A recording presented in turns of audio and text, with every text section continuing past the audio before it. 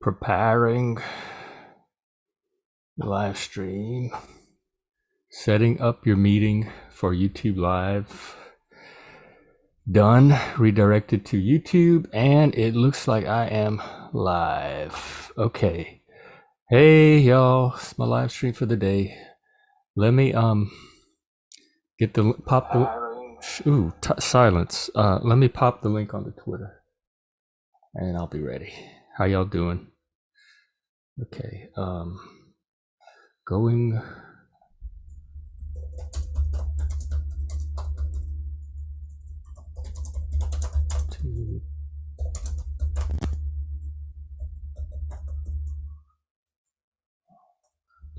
Today we're gonna talk about community.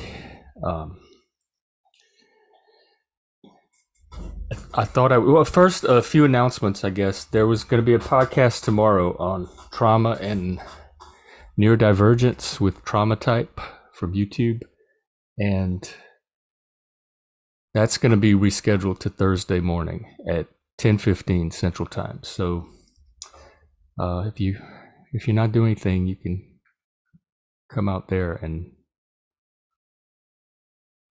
look, talk, ask questions in the comments, make comments. And I guess that's, and then today I'm streaming for an hour because at 6 p.m. Central, there's our men's group, our weekly men's group. So you're invited to that as well if you're a man or male and want to come and hang out, meet other men, talk about issues that are important to men, etc. I guess I should probably put it on Facebook too. All right. But I would normally, I still haven't figured out the schedule in advance thing, but I would normally put these ahead of time, but Zoom does not give me the link until I actually start the Zoom. So then after I'm live, I can go and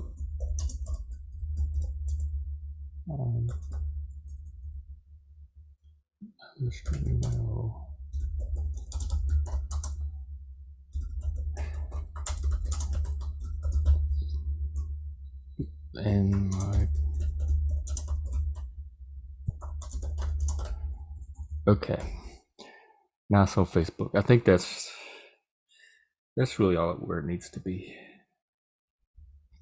So podcast Thursday morning, 10:15, and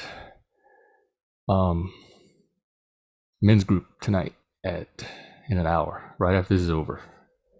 So community, like some of you, most of you, many of you, I don't know how many, probably know that my biggest passion in life is community building. I love it. I love bringing people together and making those connections and watching. It's the power of community. Community has, when healthy individuals come together and contribute to something larger than just themselves, it creates an effect, like a synergistic effect that each individual member can benefit from. I use community so much in my mental health work. I'm really big on healthy support systems, networks, healthy communities that foster mental health and personal growth. I myself would not be sitting here today without all the community support I've gotten throughout my life. And that's kind of what I thought I'd use as a framework today, is just go through my own personal history with community and maybe illustrate with actual examples or see what uncovered insight lies in that I may not have fully articulated yet. First of all, I'm Cajun. So Cajuns are very communal people anyway. I grew up in a small Cajun village in South Louisiana, and I was always surrounded by family, extended family. My grandmother, my grandparents lived across the street. We were always having dinners and cookouts, and cousins and aunts and uncles and this person and that person. We had lots of friends. Growing up, each one of us, like I had a friend group. My sister had a large friend group of girls. My brothers had their friends. Our house was like the party house or the hangout house that all the other kids in the neighborhood would want to come hang out at, because my mom was pretty she was pretty chill about most things, and there weren't a lot of rules, or so we pretty much free to do what we wanted. So everyone liked hanging out at our house, and so I've been around people my whole life, just large groups of people. So I pretty much grew up immersed in community. And because my community was so small, I got like a really intensified view of a small group of people up close. And so that's kind of maybe some of the basis of my love for community building. Like, Cajuns love nothing more than to bring people together and have a good time. Laissez les bon temps rouler. And the other probably big influence on me as far as community was the residential program for gifted children that I went to.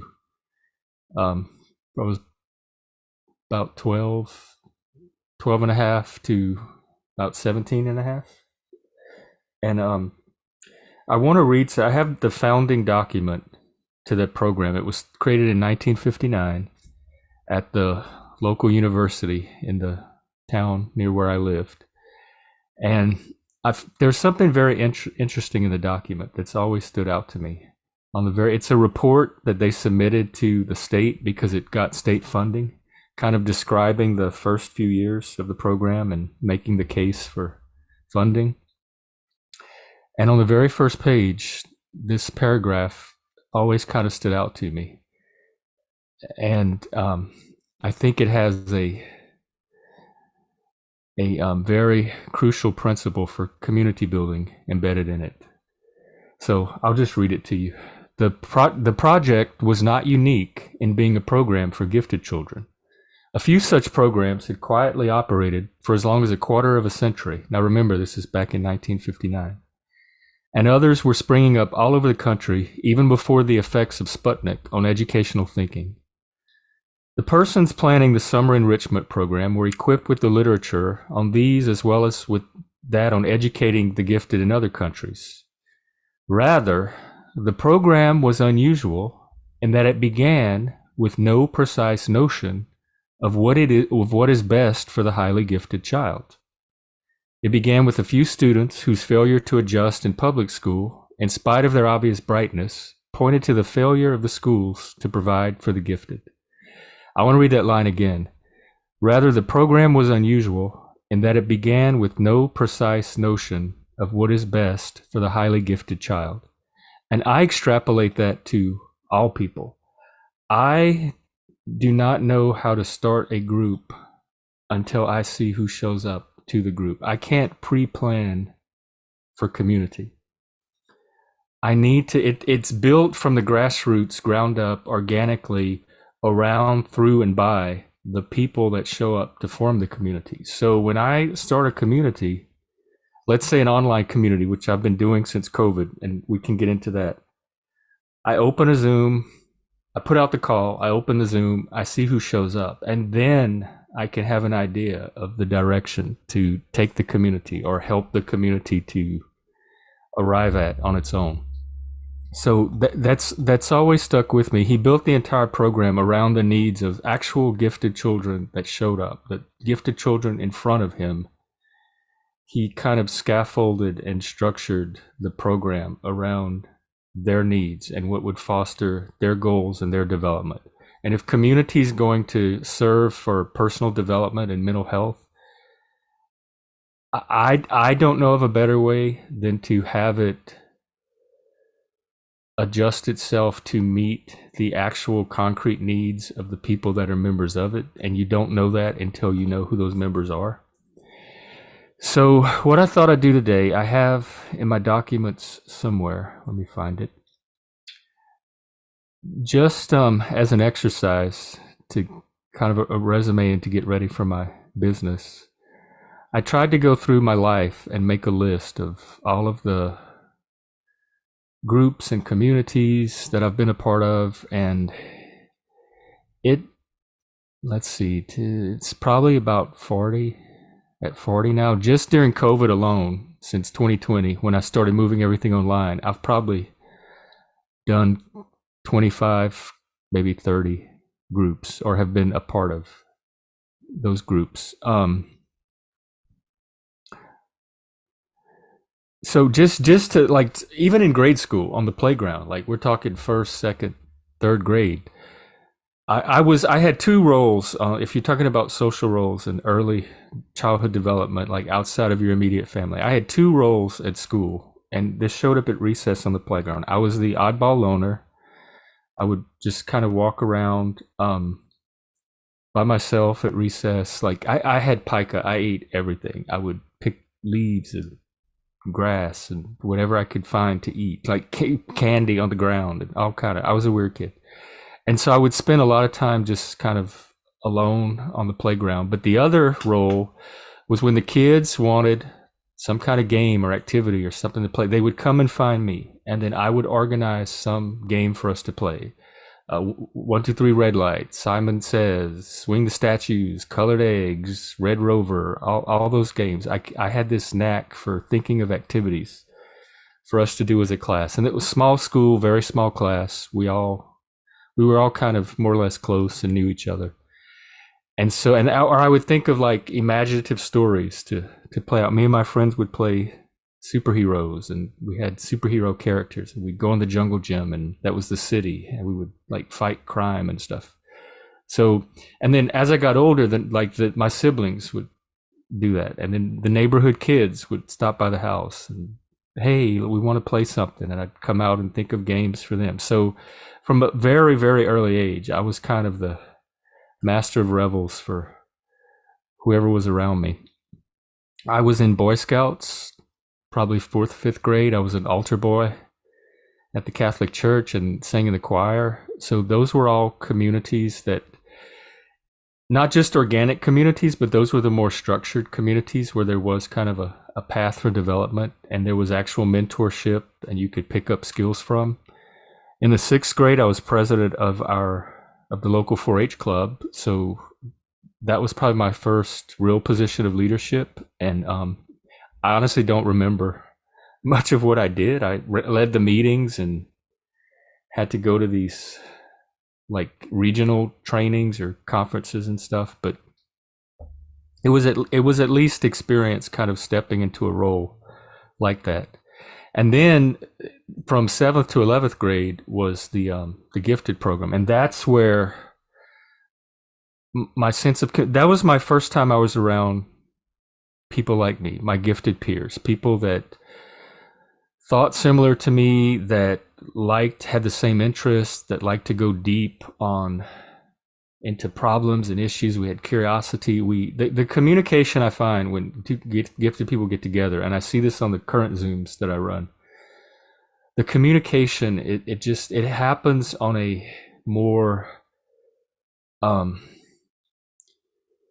intensive or engaging or fluid level. Like we're able to cover a lot of ground in a shorter amount of time, and we're able to go deeper in a shorter amount of time. So we can have these big, elaborate conversations that range in the same amount of time that I could like chat with my neighbor over the fence or chat with somebody at the grocery store. The gifted, getting two gifted people together, you can pack a lot more into the signal, and there's a lot less barriers to communication. I find that also when I'm around other neurodivergent people.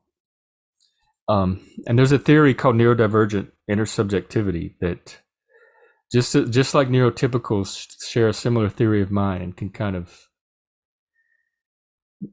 maybe not so much sync up, but they're familiar with the same communication rituals, so they're able to communicate with each other more fluently than with a neuroatypical person.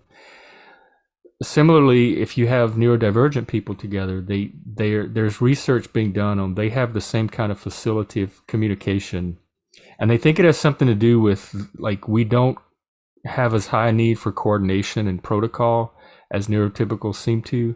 So it's more content driven. Like when I'm around neurodivergent people, and I notice that even in some of my groups that are mixed, Me and the neurodivergent people will just talk. We'll get like right to the content, right to the heart of the matter. We don't worry about etiquette or protocol or hurting people's feelings or babysitting the conversation or flowing it or keeping. We jump into the conversation. We share content back and forth, and the conversation kind of takes a life of its own. And I think that was a tangent anyway, but it was similar to describe the phenomenon that I experienced at the gifted program, and it really impacted my sense of community because for the first time, I had a sense of community as a Cajun, but you really don't know what that is or appreciate it till you have something to contrast it to, which I didn't until much later in life. So that's kind of the water I swam in and the community I took for granted. The gifted community was the one that really made the first impression on me as to what a community could be and the power it had to support and foster individual growth. The program itself was student led, student run. We had our own government. At the beginning of each year, the director would give his famous swoop down speech. And he would, at orientation, he would get up in front of all of us and explain how this is a benevolent dictatorship. And he's going to trust us. And we're talking junior high, early high schoolers. He's going to trust us with the power and ability to govern ourselves. But if we fuck it up, if we mess up or do something to damage ourselves or the reputation of the program, at any moment, he has the option to swoop down and take control as benevolent dictator. So he gave the reins to us on day one of every year. We had a class president, vice president, I was representative 1 or 2 years for my class. We made the rules for the program. We made the rules for dorm life. If a rule needed to be changed, there was a political process where anybody that attended the program could use the process to change rules or amend rules. And so not only did I learn the power of community, I learned the power of leadership and self-government, and that stuck with me too. Probably one of the first efforts on my own as to like organize or build some type of community was with the alumni and the gifted kids in my class and some of the other classes. So throughout the year, because the kids came from all over the state, and so after the program was over, we'd go back to our respective towns and schools. But throughout the year, like at Christmas, they had a Christmas party every year. In the summer, sometimes alumni would come in to watch some of the programs and projects that we put on. We did theater and concerts and musicals and art shows. And so as part of that, I would kind of organize our little group of peers for different reunions or different meeting opportunities during the year outside of the program itself. And that carried on even after we graduated the program. We would, I'd say at least twice a year or so, we would all get together, usually in my town, because that's where the program happened to be. But sometimes we'd get together in New Orleans or some city in Louisiana and congregate. And so we kept this little alumni network going after the program was over, and we got very close as a class. To this day, they're some of my closest, best friends, and I wouldn't be the person I was today without the privilege of having known them. And so I would be the person to call. I was like the node, and so I would call this person and, okay, hey, we want to have a reunion. What dates are good? Can you come in this weekend? Then I'd call this other person. Okay, here's the plan so far. What's your input? And then I'd call the next person. So I was kind of like the central organizing hub of these little mini reunions. And I got a lot out of that, and I did that for years after. So after my junior year, 11th grade, I applied. They were opening a college for gifted people in Louisiana, and it was going to be the first year. It's inaugural year. So I applied to that. I was encouraged by a teacher from the program. And, who knows? You may get accepted, and then you can figure out what to do about senior year. Well, I did get accepted, and I ended up leaving high school at 11th grade and going to this gifted college instead. So I skipped my senior year. And in Louisiana, they had a program where if you get a certain amount of college credits, usually about a year, then you automatically get your high school diploma. So it was kind of early admissions. So I was 16. I turned 17 at some point while I was at the college. And I only stayed a year. It wasn't, the gifted program really kind of spoiled me. They really knew how to build systems and programs and structures for gifted people. And even though this was a gifted college, I liked the kids and stuff, but the classes were not that different from high school or college classes. It was their first year. They were trying to figure it out and still learning, and it just didn't live up to the standard that the program had set. So I was only there a year, but almost immediately when I got there, I got connected to a group of the students there. And we decided, because this was a college, we wanted our own sorority and our fraternity. So I had the idea to create one, and we called it a sorority. So it was co-ed. It was fraternity sorority. And it was called Lambda Sigma Chi because our initials for the school were Louisiana Scholars College, LSC. And I was one of the co-founders of that. It might have lasted the year I was there. I don't know if they kept it going after. But we did all kind of activities. We had the Big Brother, Big Sister program where we'd adopt one of the students and give secret gifts to them. And then we'd have a party where you reveal who your secret big brother or sister was. We did dances.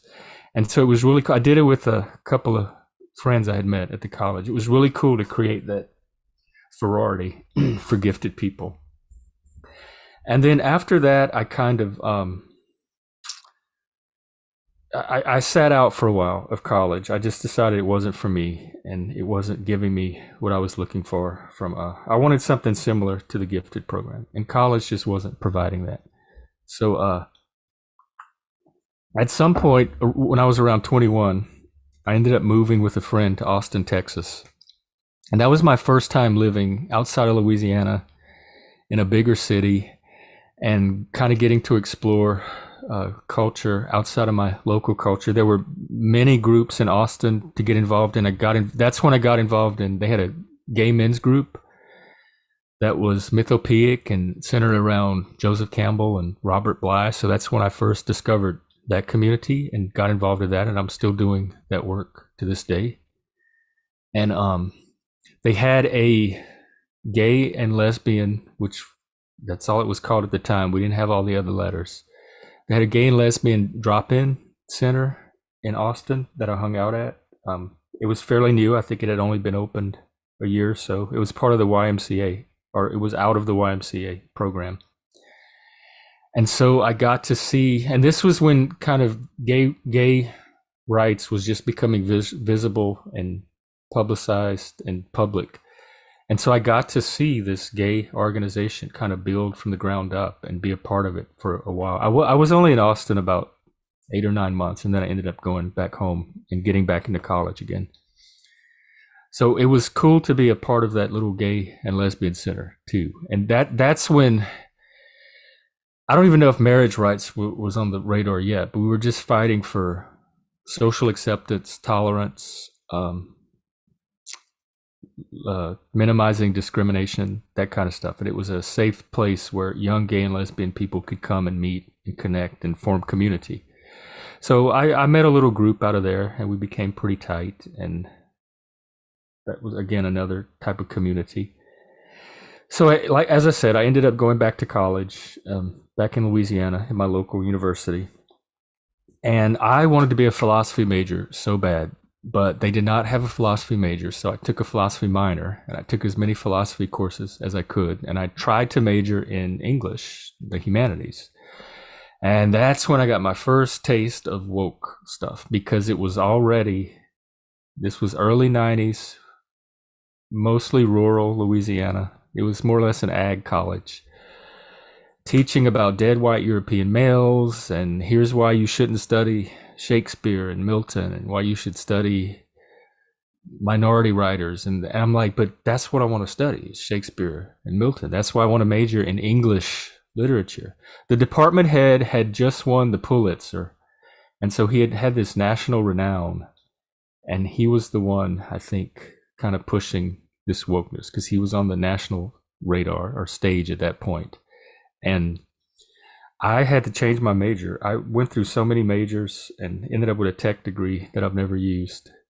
But as part of this, part of my interest in philosophy, the school had no philosophy club. So I decided to start one. Me and this other student that was really into philosophy got together and we met with the professors and figured out how to get a philosophy club going. I think we registered it with the university. And again, it's another one of those things that probably lasted the year that I did it and then dissolved when I moved on. I don't know that anyone kept it going. But we would meet, I think, semi-monthly or monthly, and some of the philosophy professors would join us, and we'd have debates and symposium about different topics and forums, and we do all of this outside extra philosophy reading and then meet to discuss it, and it was a lot of fun. I really do have a passion for philosophy. I love debating ideas, talking about ideas, understanding different perspectives from other people and how they process ideas and see the world. Intellectual history is another one of my huge passions. So I was glad that I got to do that in university. I was part of the International Students Association and the Student Union as well. It was a small like city in Louisiana, so there wasn't a lot of cultural diversity or intellectual diversity. So the International Students Association was one of the few places where you could meet people from like outside of Louisiana and all over the world and have interesting conversations and learn about other ways of thinking and doing things. So I was part of that. In the student union, we planned activities and brought in speakers and concerts and entertainment. So all of this kind of gave me a sense of how to work with groups and within groups and how to grow groups and make them be a positive influence on the members and the community at large. Then we're going to fast forward a little bit. I ended up in Las Vegas when I was in late 20s, early 30s. And the gay community in Vegas, because there's no central gay district, there's a few little cluster of bars, but it's not a place you really hang out during the day. Like San Francisco has the Castro and New York has the Gay Center. New Orleans had the French Quarter and stuff like that. I think Boys Town in Chicago. Vegas didn't really have anything like that, but they did have America Online, gay.com. The hub of the gay community in Las Vegas was the internet, was the chat rooms. And so we would meet all day during the chat rooms and connect and get to know each other. And then we'd meet at the bars in the evenings and meet each other in person. So it was kind of this hybrid community of virtual online interaction and then in-person interaction. And I helped to grow that one. It got pretty big. I'd say there were a few hundreds of us. Our house was one of the party house, one of the houses that would host house parties and entertainment. I would do the Mardi Gras every year. That was a lot of fun. I would help host the AOL parties at the different bars, and we'd come and people would put their screen name on their name tags. You could say, "Oh, you're Vegas so-and-so, Vegas guy 2000." And yeah, that's me. Primal Hex was one of the names I used at the time. That's why I kept it. When I created my Twitter account, I just continued using a name I had already been using. And that's how I got stuck with Primal Hex. And so that was a lot of fun. We're helping to build the gay community. And another thing I had the idea to do, I created something called Beyond the Bars. And it was a social recreational group for gay men that wanted to connect outside of going to the bars. We would have movie nights. We'd get together at someone's house and watch movies. We'd go bowling. We'd go to dinner somewhere. We'd have house parties or cookouts. And that lasted for a year or so. I eventually kind of drifted out of the gay community in Vegas. And then after losing my partner, I ended up leaving Vegas completely. But one group that I drifted into later in my stay in Vegas was, they had a very large hiking and camping meetup group. And that's when I discovered meetup.com. And we did all kind of hiking. And Vegas is perfect for the outdoors because it's about 2 hours from California, Utah, Arizona. It's central to all of the cool hiking in the Southwest. So there was always some excursion to go on with this group. And we're going camping here this weekend. And then tomorrow we're going camping here. We're going hiking here. So it was very active. There were a lot of people. I think there were like over 1,000 when I was there, and it's probably 10 or 20,000 now. And so there was a large mix of people that was constantly drifting in and out to kind of get to know and sift through. So I became an assistant organizer for that. And actually, after I lost Mike, because Mike and I lived in Vegas pretty much by ourselves, and we didn't really have any outside connections. We had acquaintances and coworkers, but no real community support, which is not uncommon in Vegas because it's a kind of transient town. And after I lost him, it was this meetup group. It was my hiking and camping friends that came to my side, and it was truly my darkest hour. I was completely grief stricken. I had nobody. I was in the house by myself. They would call every day. They would come and see if I needed anything. They would bring food. They would talk me into going camping or hiking to get me out of the house. Like the support that I got in the aftermath of his death from this hiking group, that was one of the kind of highlights for me, or turning points for me as far as my understanding of the power of community. I've experienced before with the Gifted School and the other activities that I mentioned, but in a personal crisis like a death or a tragedy, to see the power of community happen around you and kind of be one of the factors that gets you through the crisis. I said at the beginning of this stream that the power of community, like I wouldn't be here today were it not for all of the community support that I had throughout my life. And that was one of the most significant instances of that. And to this day, there's a place in my heart for those people. I honor them so much. And so eventually I ended up going back to New Orleans. I got talked into, I was going to go live out in the desert for a while because that's the only place I really felt healing and a sense of peace. I didn't want to be in civilization or around people anymore. And one of my best friends from the Gifted School talked me into going back to New Orleans and getting a job and rejoining civilization. So once I kind of got settled in New Orleans, I needed that hiking. I needed that outdoors. Like New Orleans doesn't have that. It's a city. And I thought there'd be a outdoor meetup in New Orleans already, but there wasn't. So I said, well, I'm going to create one. So I became a meetup organizer of my own. I created the outdoor meetup for New Orleans. It was called New Orleans Outdoors. And I was only there for a year or so until I came up to Seattle. But by the time I left, it had gotten up to about 1,000 people. It was the largest recreational meetup in the city. We were getting offers for corporate sponsorship. There were some outdoor companies that wanted to put like ads on our meetup site and donate swag or something for events if we mention their name. And that's the first time I had reached that scale as an organizer.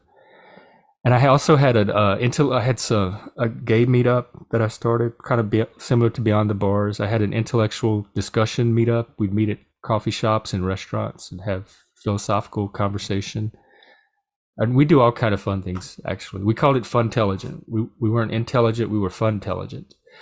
So I had 3 or 4 meetups going, and it really helped me to kind of pull myself out of the grief and kind of reorient to a new life for myself that I could build with other people.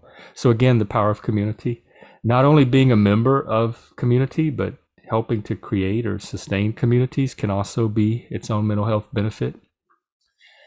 And when I got up to Seattle, and I wasn't with the ex for very long, like within probably less than 2 months, I was out of his house, and that had ended, and thankfully. And so the first place I was, in addition to the grief, which I was still coming out of, now I had the personal, I wouldn't call it heartbreak because I was the one trying to break up, and I was glad when it happened, but the trauma of having that relationship go as bad as it did, and um, he was pretty psychologically abusive. So I was like in the aftermath of all of that. So I right away turned to the local meetup options. I lived downtown the first year, and they had a downtown meetup group that would do happy hours and dining events, and we'd go to different restaurants and activities around the city. And I met a lot of people through there and a lot of connections. So almost like immediately when I hit Seattle, I was able to create this community and sense of family from the ground up just through meetup alone, just through attending these meetup events and meeting people and making connections with people. I There was some hiking meetups I helped out with, became assistant organizers for. I think I might have tried to create my own, but there were so many hiking meetups up here that were already established. I almost didn't need to do my own. I did run a board game group for a while once I moved to the southern neighborhood in Seattle that had a lot of gamers in it. We met at the local gaming store, and that went on for about a year, which I'm just going to throw this in because it's popping in my head. But one of the crucial key ingredients, and even the men's groups books that I'm reading say this, for community building, at least on the part of the organizer and the few core members that you need to keep a community going, is commitment. You have to be reliable. You have to show up and hold that space every time. If it's weekly, you have to be there every week. I'm at that men's group every Monday night, opening that Zoom. Sometimes I sit for 30 minutes. One night I sat for an hour. Nobody showed up. I still stayed there and held that space open. The core members, they're going to keep the group going. I work off of intrinsic motivation, so I don't need external like incentives to keep me motivated. If something is important to me and I see value in it, I'm going to be internally motivated to invest in it and keep it going. So that's what keeps me going every week, or whatever my commitments are to a group, is the value that I see in the group and the value that I get out of the group. So if you can find, it only takes 2 or 3, if you can find 2 or 3 people with that kind of commitment and dedication and passion that are reliable enough to meet and hold a certain type of space continually, that is an excellent foundation for a healthy community. So if you have that, or feel like you're close to having it, and that's a valuable thing. I'm telling you right now, don't take that for granted or do anything to jeopardize it. So Seattle groups, blah, blah, blah. And then I learned, I've been a peer my whole life, which is a person with mental health issues that are able to help other people with similar issues. I have PTSD. I work with people that have been impacted by trauma and have PTSD themselves because I get it. I have it. I know exactly what a PTSD reaction looks like. I know what to do when it's happening. I know what triggers are, emotional flashbacks, visual flashbacks. People with depression can help other people with depression, etc. That's the basic principle of peer support. Instead of the clinical kind of objective helper, there's kind of a power differential in clinical work where, and it flows one way. It flows from the provider to the client. And peer support is mutual. You're both helping each other. You're both on an equal footing. And the support is reciprocal. It goes both ways.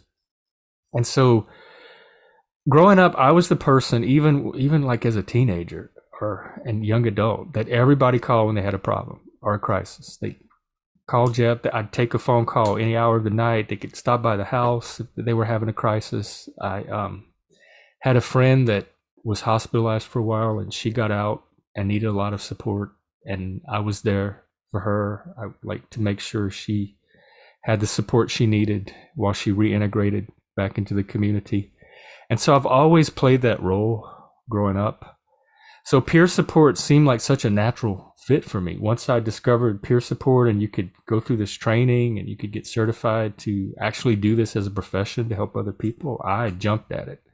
And before it became, it's in the process of getting certified, I wanted to do some volunteering in the meantime. because peer support, if it's through an agency that takes Medicaid, it's Medicaid billable service, so it's a paid position. It can be a career.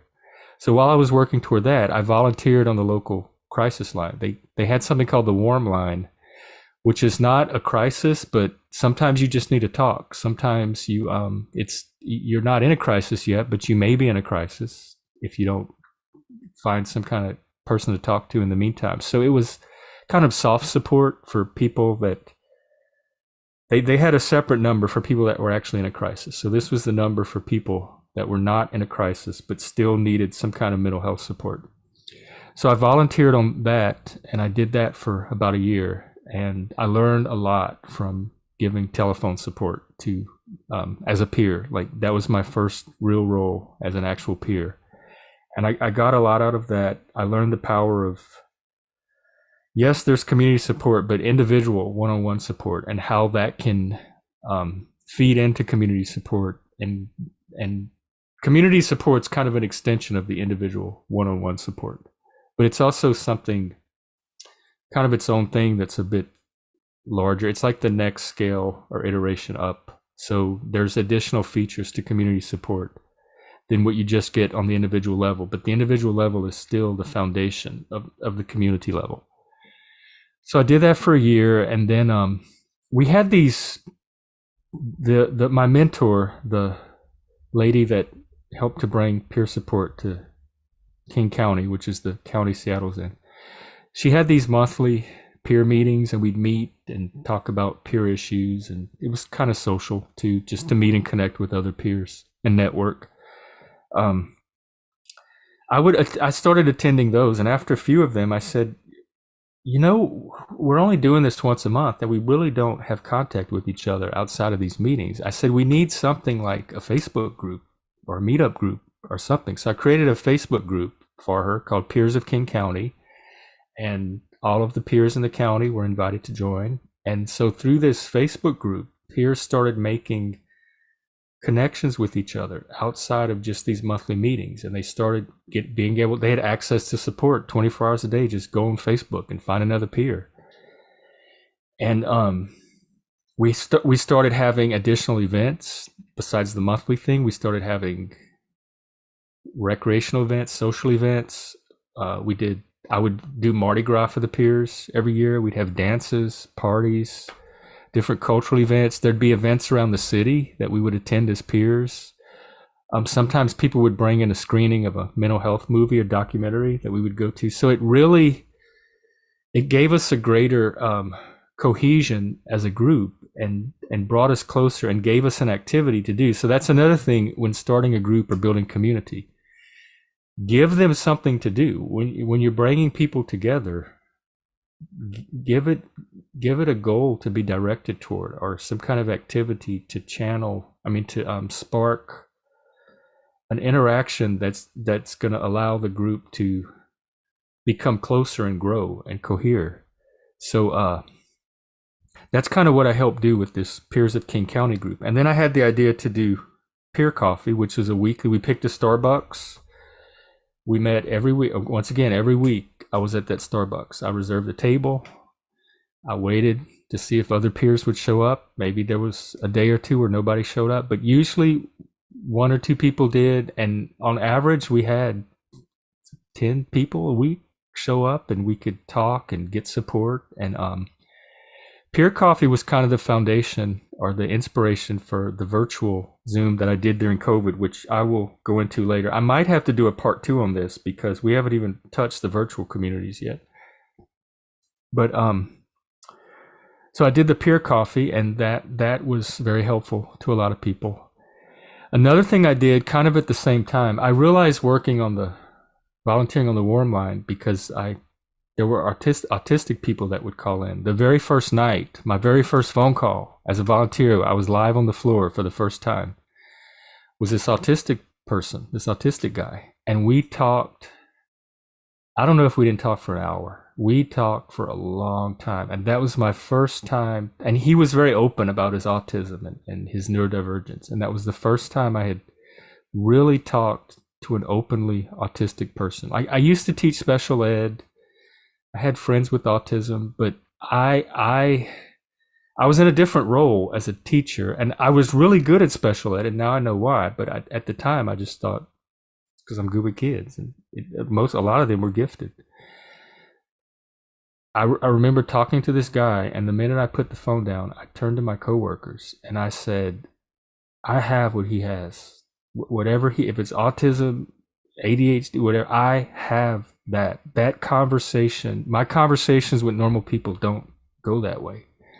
So I started seeking out other autistic people and autistic groups, and there were some, like they like to do the monthly thing here. I think if you're going to have like a really strong, viable, vital community, you want to try to meet at least once a week. This once a month thing is not enough time for the connections that need to grow to grow. So they had some autism activity, but it helped me to be around other autistic people. And then I got the mirroring that I didn't get before, and I could start to see my own autism through them and understand that, yes, dude, you are so autistic. How did nobody catch this before? And looking back, they just didn't have the language to express it as autism. But a lot of the feedback I got from like people at the gifted school or professors or just people in my life, now it translates into the language of autism. So it helped me to understand my neurodivergence as well. Because honest to God, I'm normal to myself. So I knew I was weird and different, but I thought I was more or less normal. I just thought I was gifted. Like the weirdness was because I was gifted. But there was this extra layer of weirdness called neurodivergence or autism or ADHD. I'm not too big on the categories, but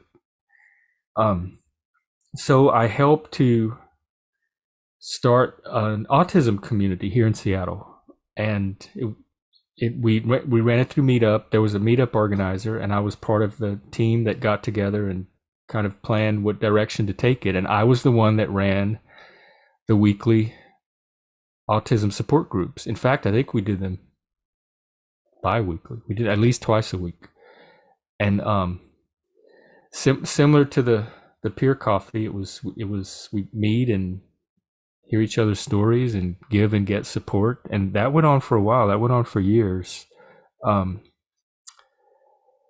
then eventually, out of my peer work, I had a few jobs through that. But my last job, just before COVID, which is the one I got fired from, I was working for a disability agency, and I was kind of the person doing the invisible disabilities, the neurodivergence, the autism, the kids with autism, the adults with autism, ADHD, and any, because the agency itself was geared toward like visual disabilities, physical disabilities, and I was there for the mental health. They had a few of peers in there for mental health support, and I was there for like the mental health support, but my focus and specialty was mental health for neurodivergent people. And so I did that for like a year and a half, and through that, I ran several support groups, and we were constantly we created groups based on the needs of our clientele. So if there was enough people that needed a trauma group, we created a trauma group. If there were enough people that needed an autism support group, that's what we created. So I had the chance to create and facilitate multiple groups through this job. And then COVID happened, and I got fired, and 3 days later they put us on lockdown. So I'm fired. I lost my job. I'm pissed off. I've been fired. I've never been fired from a job till I moved to Seattle. And it was like one job after another. Fire. And it was never work related. It was always social bullshit that had nothing to do with job performance. I've never had a bad performance review. It was at a like social. The culture here is very bizarre to me, coming from South Louisiana and being autistic and not being able to read it and adjust to it. It's just been cultural friction from the start. Like I told you, my first job, I was too creative, passionate, and intense, is what they told me.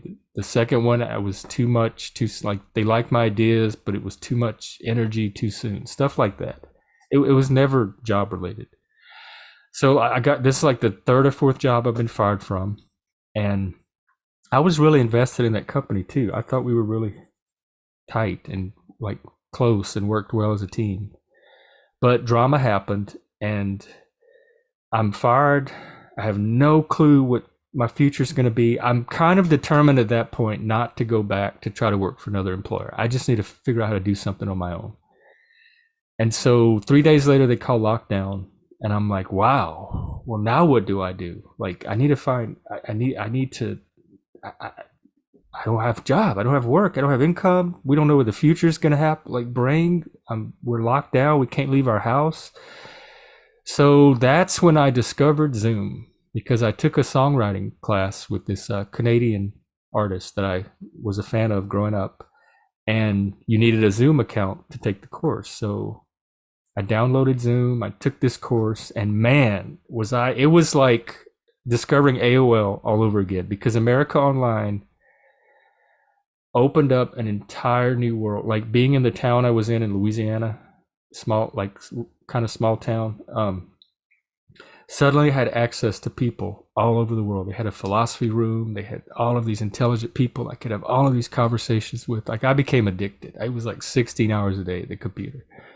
And Zoom was like that all over again, but with video. Suddenly I could instantly talk face to face with anybody, anywhere in the world.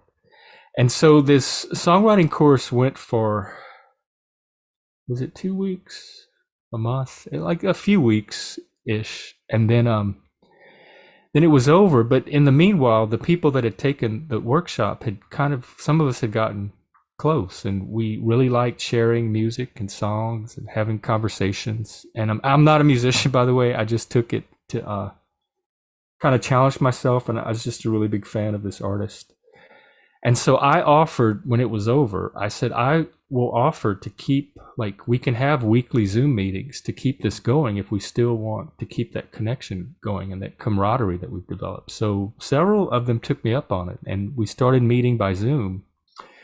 We eventually all took a writing course together, and then we would meet for writing practice, and we would have open mic nights where people would come and share the new music they were working on or things they were writing. So it kind of developed into this little creative arts community. But because I was a peer, I kind of not repurposed it, but additionally purposed it to mental health support as well, because I think creativity is another huge tool that's valuable for mental health support. Like, it's almost impossible to be anxious and depressed and creative at the same time. When your mind is in the creative zone, you're not in the anxiety and depression mode.